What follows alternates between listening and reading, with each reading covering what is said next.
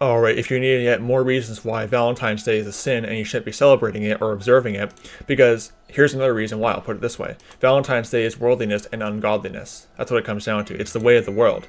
Okay, 1 John chapter 2 verses 15 to 16.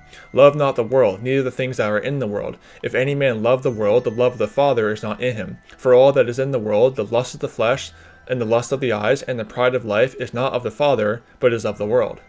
That's what Valentine's Day is. Lust of the eyes, lust of the flesh. It's all about fornication, adultery, promiscuity, lasciviousness, everything. You name it. It's the lust of the flesh. It's the lust of the eyes. That's what you're looking at. Because you're trying to gratify your fornication desires. Okay, 2 Corinthians chapter 6, verses 14 to 17. Turn there. 2 Corinthians chapter 6, verses 14 to 17.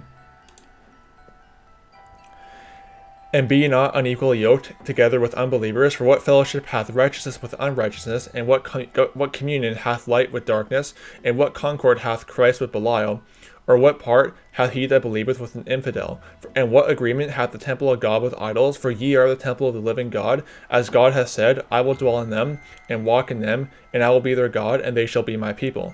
Wherefore come out from among them, and be ye separate, saith the Lord, and touch not the unclean thing, and I will receive you. Okay?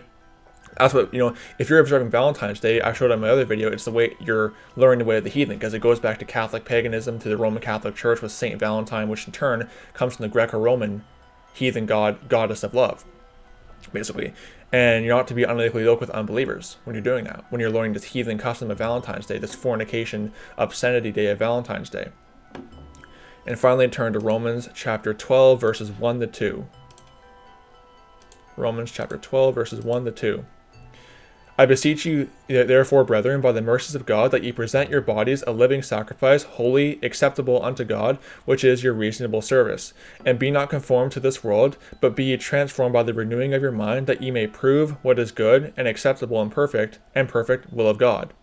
Sorry, what is good? Sorry, again, not good at reading things on a computer. But the bottom line is that if you're conforming yourself to the image of the world, then yeah, you should celebrate Valentine's Day. But if you want to be separate from the world, like we're commanded to, don't celebrate Valentine's Day. Don't celebrate this Catholic pagan day of fornication and adultery and promiscuity and all this other perverted garbage. So just a little warning to the brethren about Valentine's Day. It's not about love. It's not about just showing affection. It's about Catholic paganism and fornication and adultery and promiscuity. So anyway, wanted to show you guys that. May the grace of our Lord Jesus Christ be with all the brethren. Goodbye.